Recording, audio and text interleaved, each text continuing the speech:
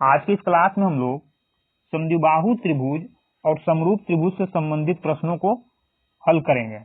प्रश्न को हल करने से पहले हम लोग समद्विबाहु त्रिभुज और समरूप त्रिभुज के कुछ प्रॉपर्टीज को जानेंगे, उसके बाद प्रश्नों को हल करना शुरू करेंगे।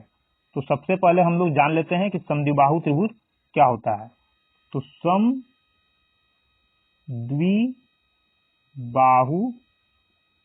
त्रिभुज, सम का मतलब बराबर, द्वि मतलब दो, बाहु मतलब भुजा, यानी दो बराबर भुजा वाले त्रिभुज को ही कहा जाता है समद्विबाहु त्रिभुज।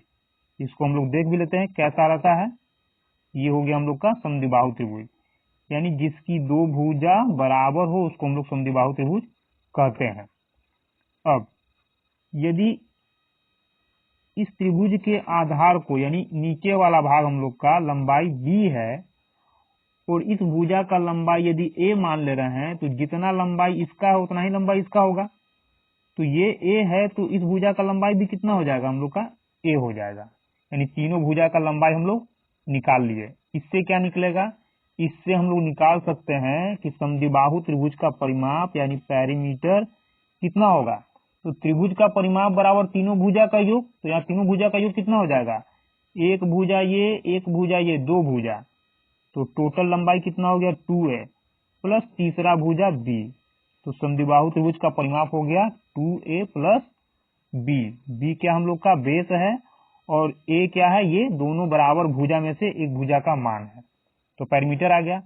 अब इसके बाद क्या करेंगे, हम लोग को क्षेत्रफल निकालना है कि इसका क्षेत्रफल क्या होगा। तो क्षेत्रफल कैसे निकालेंगे, उसको जानने के लिए क्या करेंगे कि समद्विबाहु त्रिभुज का दो बराबर भुजा जहां मिल करके एक शीर्ष बना रहा है, वहां से हम लोग आधार पर लंब डालेंगे। जैसे ये हम लोग का हो गया, यहां से आधार पर लंब डाल लिए।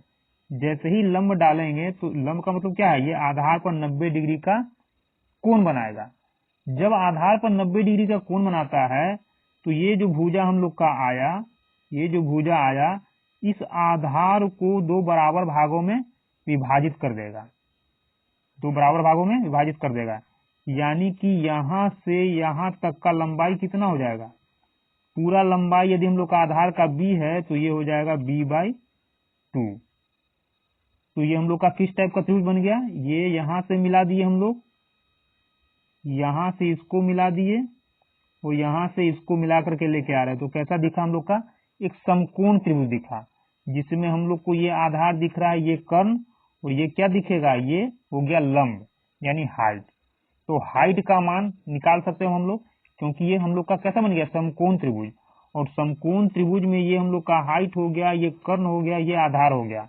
तो हाइट बराबर क्या होता है, तो हाइट बराबर होता है हम लोग का पाइथागोरस थ्योरम से कर्ण का स्क्वायर माइनस आधार का स्क्वायर यानी b/2 का स्क्वायर। तो b का स्क्वायर करेंगे b² और 2 का स्क्वायर करेंगे 4। ये आ गया हम लोग का हाइट का मान। अब क्षेत्रफल निकाल लेंगे, जब हाइट आ गया तो क्षेत्रफल निकाल लेंगे। क्यों, क्योंकि क्षेत्रफल बराबर होता है हम लोग का एरिया इज इक्वल टू 1/2 आधार गुना शीर्ष लंब।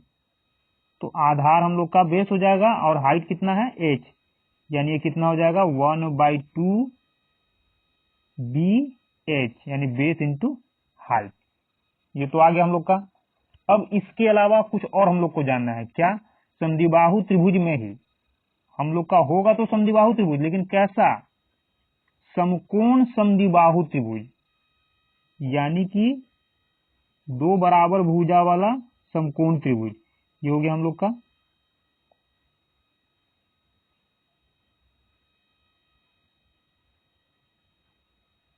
ये जो हम लोग का त्रिभुज बना, ये भी हम लोग का कैसा है, समद्विबाहु त्रिभुज है, यानी ये भुजा और ये भुजा बराबर है। और इसको क्या हम लोग बोलेंगे, कर्ण यानी हाइपोटेनस। क्या हो जाएगा, कर्ण यानी हाइपोटेनस। तो इसका क्षेत्रफल क्या होगा, तो इसका क्षेत्रफल हो जाएगा हम लोग का, लिख लेते हैं,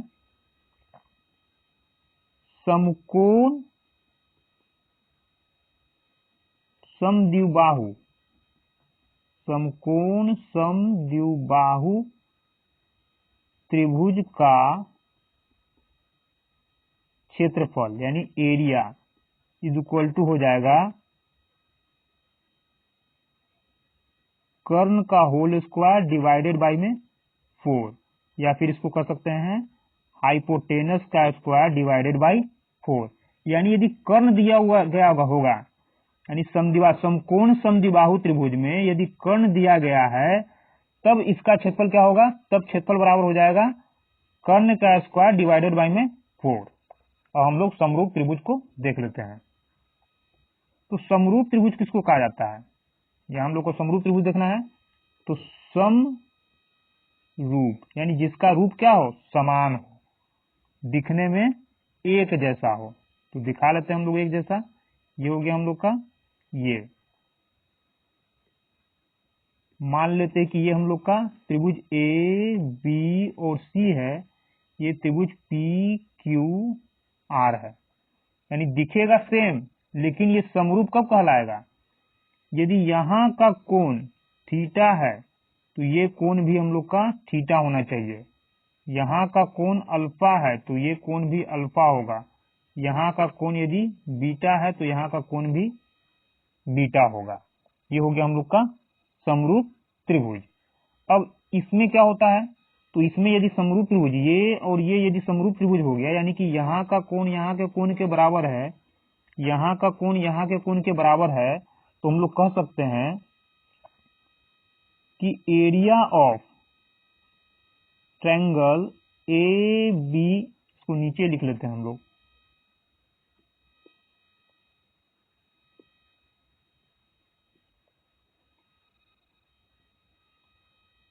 एरिया ऑफ ट्रायंगल यानी त्रिभुज ए बी सी, इस त्रिभुज का क्षेत्रफल डिवाइडेड बाई में एरिया ऑफ त्रिभुज पी क्यू आर, यानी इस त्रिभुज का क्षेत्रफल किसके बराबर हो जाएगा?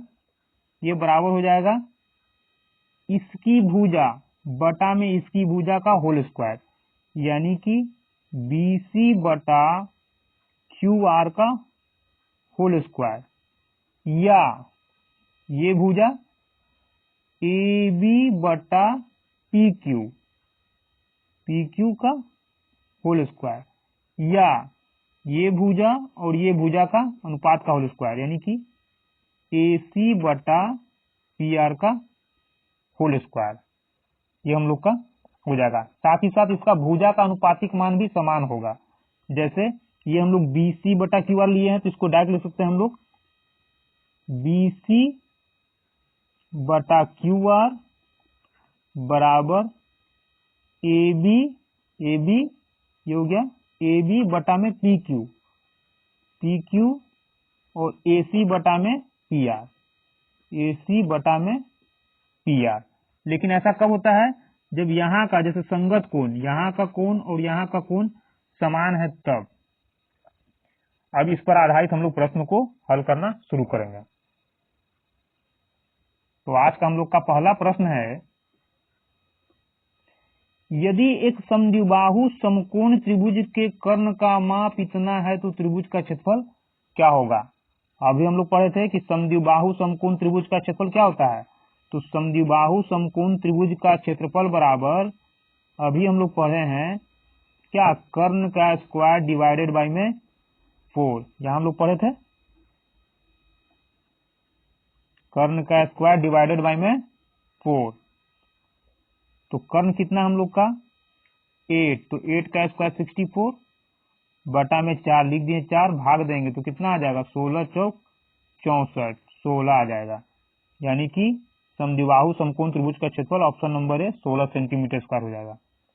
हम लोग का अगला प्रश्न है, एक समद्विबाहु समकोण त्रिभुज का क्षेत्रफल यदि दिया है तो इसका कर्ण का लंबाई क्या होगा? क्षेत्रफल दिया है तो समद्विबाहु समकोण त्रिभुज का क्षेत्रफल एरिया इज इक्वल टू होता है कर्ण का स्क्वायर, क्या हो जाता है हम लोग का? कर्ण का स्क्वायर डिवाइडेड बाई में 4। क्षेत्रफल का मान दिया है तो क्षेत्रफल की जगह क्षेत्रफल रख देंगे। कर्ण निकालना है यानी इसका मान नहीं दिया है तो लिख लेंगे कर्ण स्क्वायर डिवाइडेड बाई में 4। इस 4 को यहाँ से हटाएंगे तो यहाँ नीचे था तो उठ करके यहाँ आ जाएगा, इंटू में गुना हो जाएगा, डिवाइड वाला जाएगा दूसरे साइड में तो गुना में हो जाएगा। इस स्क्वायर को यहाँ से हटाएंगे तो यहाँ रूट चढ़ जाएगा अब ये रूट के बाहर आएगा तो 2 हो जाएगा, इनटू ये रूट के बाहर आएगा तो हो जाएगा 9, क्योंकि 9 का स्क्वायर होता है 81। तो कर्ण बराबर कितना आ जाएगा, यानी हाइपोटेनस कितना हो गया, 9 दूना 18। ऑप्शन नंबर ए हम लोग का आंसर होगा, कर्ण की लंबाई 18 सेंटीमीटर। हम लोग का अगला प्रश्न है, एक समद्विबाहु त्रिभुज का परिमाप 32 सेंटीमीटर है, इसका आधार समान भुजा का इतना गुना है, तो क्षेत्रफल ज्ञात कीजिए। क्या बोला, आधार समान भुजा का इतना गुना है। पहले क्या बोला, आधार बोला, तो 6/5 में आधार क्या है, पहले क्या बोल रहा है, आधार, और उसके बाद बोल रहा है समान भुजा, यानी ऊपर वाला हम लोग का आधार हो गया और नीचे वाला समान भुजा हो गया। तो समान भुजा को क्या हम लोग दर्शाते हैं, ए से, तो ये ए हो गया और बेस हम लोग का ये हो गया, यानी कि बेस कितना दे रहा है, ये आधार हम लोग का हो गया, पहले आधार बोला था ना, तो पहले वाला हम लोग का क्या हो जाएगा, आधार, तो ये आधार हो गया। अब बराबर भुजा में 5 ये हो गया, तो 5 ये होगा, तो ये भी 5, लेकिन ये किस में आ रहा है, अनुपात में आ रहा है, क्यों, क्योंकि ये दे रहा है भिन्न में, यानी रेशियो में, तो ये भी मान हम लोग का किस में होगा, अनुपातिक मान होगा। ये क्या बोला, त्रिभुज का परिमाप, तो त्रिभुज का परिमाप का मतलब क्या होता है, तीनों भुजा का योग। तो यहाँ तीनों भुजा को हम लोग अनुपात में जोड़ दे रहे हैं, तो कितना आ जाएगा, 5 5 10 6 16, हम लोग का टोटल मान आया 16, लेकिन ये बोल रहा है कि परिमाप कितना होना चाहिए, 32, लिख लेंगे 32। तो 16 कम 16, 16 दूना 32, एक का मान कितना हो गया, 2, एक का मान 2, तो 6 का मान कितना हो जाएगा, 12, एक का मान 2, तो 5 का मान कितना हो जाएगा, 10, उसी तरह से इसका मान हो जाएगा 10, क्योंकि सब में एक के मान से हम लोग क्या किए, गुना कर दिए, यानी कि दो बराबर भुजा का मान आ जाएगा 10 और बेस यानी आधार हो जाएगा 12। इसको हम लोग फिगर से भी देख लेते हैं, फिगर हम लोग बनाते हैं तो इस तरह का हम लोग का फिगर बन जाएगा। अब ये फिगर हम लोग का बना तो क्या बोला, बराबर भुजा कितना कितना आ गया, 10-10 सेंटीमीटर का, यानी जब ये 10 सेंटीमीटर तो ये 10 सेंटीमीटर हो जाएगा, और आधार कितना हो जाएगा, 12, आधार हम लोग का 12, टोटल हो गया यहाँ से यहाँ तक 12। निकालना क्या है हम लोग को, तो निकालना है क्षेत्रफल, और क्षेत्रफल का फार्मूला हम लोग अभी पढ़े हैं क्या, 1/2 बेस इंटू हाइट। तो बेस तो है हम लोग के पास 12, लेकिन हाइट कितना है, हाइट का आता पता नहीं है, तो हाइट निकाल लेते हैं हम लोग। तो हाइट कहाँ से आएगा, हाइट का मतलब ये लंब डालेंगे, लंब का मतलब ये हो गया 90 डिग्री का कोण, और जैसे ही यहाँ लंब डालते हैं हम लोग तो ये भुजा कितना हो जाएगा, आधार का आधा, तो आधार 12 है तो ये 6 हो जाएगा, यानी यहाँ से यहाँ तक का लंबाई 6 हो गया। अब इसमें आप ध्यान से देखिए कि ये हम लोग का किस तरह का बन रहा है त्रिभुज, ये हम लोग का बन गया समकोण त्रिभुज। अब समकोण त्रिभुज में यदि आधार 6 है, कर्ण 10 है, तो पाइथागोरस के नियम से यदि ट्रिपलेट लगा दे हम लोग, तो ट्रिपलेट क्या होता है हम लोग का, 6 8 10 हम लोग का ट्रिपलेट होता है, जिसमें कर्ण 10 दे रहा है, 6 ये है ही, यानी हाइट कितना हो जाएगा, 8 हो जाएगा।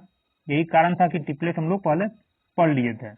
तो ट्रिपलेट के अनुसार समकोण त्रिभुज में जब ये 6 है, ये 8 10 है, तो ये हम लोग का भुजा 8 हो जाएगा, और इसी को तो बोलते हैं हम लोग हाइट। तो हाइट का मान आ गया, अब यहाँ हम लोग सेट कर देंगे, 1/2 बेस कितना 12 और हाइट कितना 8 आ गया है, रख देंगे, 2 से भाग देंगे, 2 चौक 8, 12 चौक 48 सेंटीमीटर स्क्वायर। तो त्रिभुज का क्षेत्रफल कितना हो गया, option number C 48 centimetre square, क्योंकि आधार ये हो गया, हाइट निकाल लिए और क्षेत्रफल का फॉर्मूला ये होता है। हम लोग का अगला प्रश्न है, एक बड़े त्रिभुज के 3 शीर्षों से, बड़ा त्रिभुज है 3 शीर्ष, यानी तीनों शीर्ष जो दिख रहा है, 3 शीर्ष से 3 छोटे त्रिभुज इस प्रकार अंकित किए जाते हैं। तो सबसे पहले हम लोग अंकित कर लेंगे, नहीं तो कंफ्यूजन हो जाएगा। बड़ा त्रिभुज बना लेते हैं, मान लीजिए कि हम लोग का बड़ा त्रिभुज है, ठीक है। बड़े त्रिभुज के 3 शीर्षों से 3 छोटे त्रिभुज इस प्रकार अंकित किए जाते हैं, यानी 3 छोटा त्रिभुज काट लिया जाता है। तो जैसे ही यहाँ से काटेंगे एक त्रिभुज यहाँ बन जाएगा, जैसे ही यहाँ से काटेंगे एक त्रिभुज यहाँ से बनेगा, और यहाँ से एक त्रिभुज, 3 त्रिभुज हम लोग का बन चुका है, 3 त्रिभुज बन गया। लेकिन कैसा त्रिभुज बना ये भी देखना बाकी है। अंकित किए जाते हैं कि प्रत्येक छोटे त्रिभुज प्रत्येक छोटा त्रिभुज मतलब ये त्रिभुज और ये त्रिभुज, तीनों त्रिभुज का एक साथ बात बोल रहा है। प्रत्येक छोटे त्रिभुज की प्रत्येक भुजा, यानी कि इस भुजा और इस भुजा का बात कर रहा है। किसमें? तीनों त्रिभुज में। प्रत्येक भुजा उसकी आसन्न बड़े त्रिभुज की भुजा की 2/5 है। मतलब बड़ा त्रिभुज का जो भुजा होगा उसका 2/5 भुजा होगा कौन? छोटा त्रिभुज। कहने का मतलब क्या है कि बड़ा त्रिभुज का जो भी भुजा का लंबाई होगा, यानी यहां से यहां तक मान लीजिए कुछ न कुछ इसका लंबाई होगा, बड़ा त्रिभुज का जो भी लंबाई होगा उसका 2/5 लंबाई हो जाएगा छोटे त्रिभुज का। अब 2/5 का मतलब क्या है? 2/5 का मतलब है कि इसका कुछ वैसा हम लोग मान लेंगे लंबाई जिसका 2/5 निकालना आसान हो। और 2/5 निकालने का मतलब इस 5 से भाग देना पड़ेगा, यानी ऐसा मान लेंगे कि 5 से भाग लग जाए। तो हम लोग यही मान लेते हैं कि कितना है, बड़ा त्रिभुज का भुजा का लंबाई हम लोग 5 मान लेते हैं। अब बड़ा भुजा का लंबाई यदि 5 हो गया तो बड़ा भुजा का ये यानी छोटा भुजा का कितना हो जाएगा? 2। तो छोटा भुजा का लंबाई कितना हो जाएगा? 2। ऐसे आप निकाल कर देख भी सकते हैं। बड़े भुजा का यानी बड़ा का 5, तो 5 का 2 बटा हम लोग 5 निकालेंगे तो 5 से 5 कट जाएगा। तो यही कारण इतना न करके हम लोग ये देखते हैं कि 2/5 का मतलब बड़ा वाला त्रिभुज का भुजा यदि 5 है तो छोटा वाला का कितना हो जाएगा? 2। यानी कि ये हम लोग का 2 हो जाएगा, ये 2 हो जाएगा और ये 2 हो जाएगा। और यही सब में अप्लाई होगा, यानी तीनों छोटा त्रिभुज में ये 2 ये 2 ये 2 ये 2 ये 2 और ये 2, तीनों छोटा त्रिभुज का प्रत्येक भुजा का लंबाई कितना हो गया? 2। लेकिन यहाँ सेंटीमीटर वगैरह हम लोग नहीं लिख सकते हैं क्योंकि कहीं भी एक्यूरेट भुजा का मान नहीं दिया है। ये हम लोग अपने सहूलियत से माने हैं, सहूलियत के लिए कि 5 माने तो हम लोग का कट गया, अनुपात में चल रहा है। यानी हम लोग ये बोल सकते हैं यहाँ यदि ले तो छोटा त्रिभुज, क्या छोटा त्रिभुज, इसको हम लोग यहाँ ले लेते हैं त्रिभुज। कैसा भाई? छोटा त्रिभुज। और यहाँ बड़ा त्रिभुज, ये ले लेते हैं हम लोग भुजा। तो छोटा त्रिभुज का भुजा कितना आ गया? 2। बड़ा त्रिभुज का भुजा कितना है? 5। अब चूंकि ये 5 है तो ये भी हम लोग का बड़ा वाला का 5 मान हो जाएगा और ये भी बड़ा वाला का 5 मान हो जाएगा। क्यों? क्योंकि छोटा वाला 2 सब में आ रहा है, इसका मतलब कि बड़ा वाला भी सब में 5 होगा, तभी हम लोग इस भुजा का भी 2/5 भाग निकालेंगे तब 2 आएगा। यानी कि दोनों त्रिभुज कैसा हो गया? समबाहु त्रिभुज। और समबाहु त्रिभुज के बारे में तो हम लोग इसके पहले वाले क्लास में पढ़ चुके हैं। तो ये हम लोग का समबाहु त्रिभुज बन चुका है। निकालना क्या है? तीनों छोटे त्रिभुज के कुल क्षेत्रफल, तीनों छोटा त्रिभुज का कुल क्षेत्रफल। तो पहले तीनों छोटा त्रिभुज के लिए एक छोटा त्रिभुज का जो क्षेत्रफल निकाल रहे हैं, तो भुजा ये है तो क्षेत्रफल कितना होगा? और बन कैसा रहा है? तीनों भुजा बराबर यानी समबाहु त्रिभुज। यदि इस छोटा त्रिभुज का हम लोग बात करें क्षेत्रफल निकालने का, तो समबाहु त्रिभुज का क्षेत्रफल निकलेगा। और समबाहु त्रिभुज का क्षेत्रफल बराबर होता है √3/4 इंटू भुजा स्क्वायर। भुजा कितना? 2 का स्क्वायर 4। लेकिन एक त्रिभुज का है कितना त्रिभुज? तीनों त्रिभुज का निकालना है। तो तीनों त्रिभुज का कितना हो जाएगा? 3 से गुना। तो एक त्रिभुज का मान ये क्षेत्रफल का, तो तीनों के लिए 3 से गुना कर देंगे। तो तीनों छोटा त्रिभुज का क्षेत्रफल अभी तक आ चुका है। करना क्या है? तीनों छोटे त्रिभुज का कुल क्षेत्रफल से बड़े त्रिभुज के शेष क्षेत्रफल, तो बड़ा त्रिभुज का शेष क्षेत्रफल तो तभी निकालेंगे ना, पहले बड़ा त्रिभुज का क्षेत्रफल तो निकाल लें। तो बड़ा त्रिभुज का क्षेत्रफल निकाल लेते हैं। तो बड़ा त्रिभुज का भुजा कितना है? 5। प्रत्येक भुजा आ रहा है हम लोग का 5।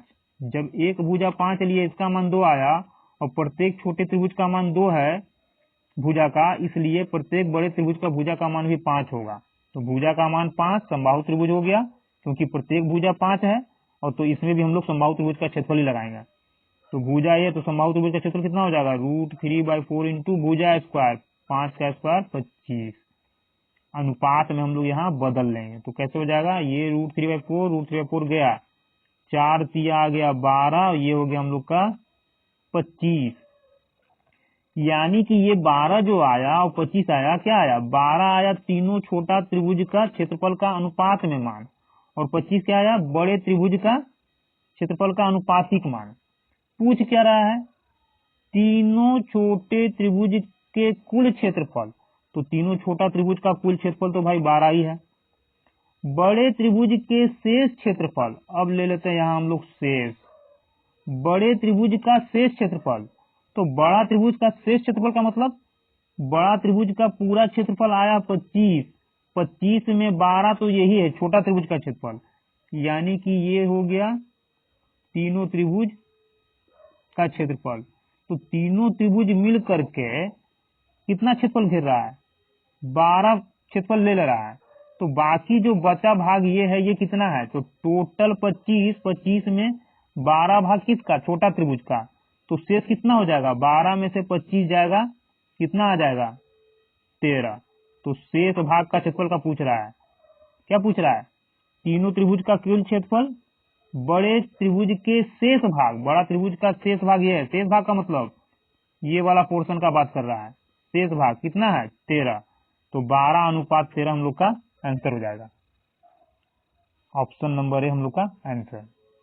हम लोग का अगला प्रश्न है, दो समरूप त्रिभुज की दो संगत भुजाओं की लंबाई 2:1 है, तो समान क्रम में इन दोनों त्रिभुज के क्षेत्रफल का अनुपात क्या होगा।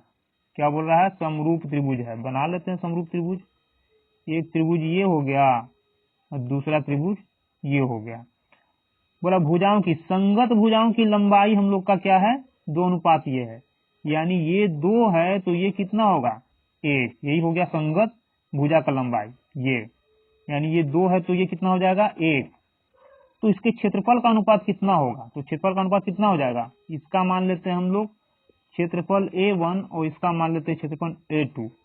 तो क्या हो जाएगा, A1/A2 इज इक्वल टू कितना हो जाएगा, इसका बटा में इसका, यानी 2/1 संगत भुजा का स्क्वायर। अभी हम लोग पढ़े थे, जैसे यहाँ लिए थे ABC, ये PQR हो जाता, तो AB बटा में PQ होता है, तो AB का मान ये हो गया, PQ का ये हो गया, इसका स्क्वायर, क्यों, क्योंकि क्षेत्रफल का बात कर रहा है, स्क्वायर कर देंगे तो 2 दूना 4/1, तो कितना आ जाएगा, ऑप्शन नंबर डी 4:1 हो जाएगा क्षेत्रफल का अनुपातिक मान।